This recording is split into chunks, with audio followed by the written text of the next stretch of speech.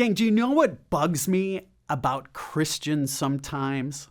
Sometimes it seems they practice their faith in ways so they can be seen by others rather than out of a sort of devotion to God. Does this make sense? You see, there's a brand of Christianity that sometimes just wants to be seen by others as if to say, look how great a Christian I am. Well, this must have been an issue in the ancient world that the author of Matthew was writing to, because in verses 1 through 16 of chapter 5, Jesus talks about practicing our faith. If we put our faith into action, faith that can be seen, who should we want to see our faith? Who are we practicing our faith for? In this section, Jesus talks about three basic practices of that early Christian community: giving money to the poor, prayer, and fasting.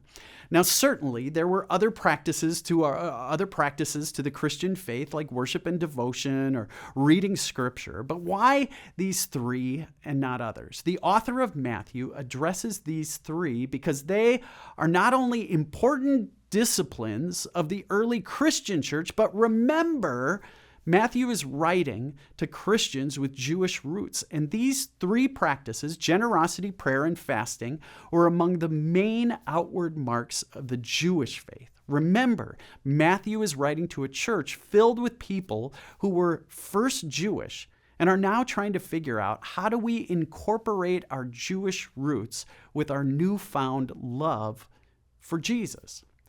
So, the author of Matthew writes about these three familiar practices in order to illustrate that as followers of Jesus, they also practice their faith in ways that were similar to the Jewish tradition, but there is a difference. They continue to practice the disciplines they had learned growing up in their Jewish faith: generosity, prayer, and fasting.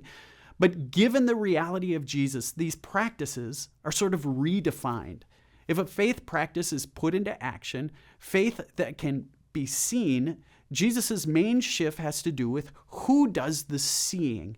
Jesus teaches that practices are not performed for the benefit of other people, but only for God.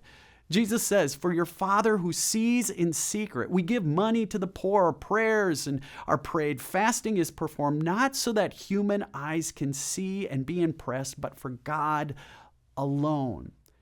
So what's Jesus saying? Practice your faith in ways that can be seen, but remember, do it so that your Father in heaven can see.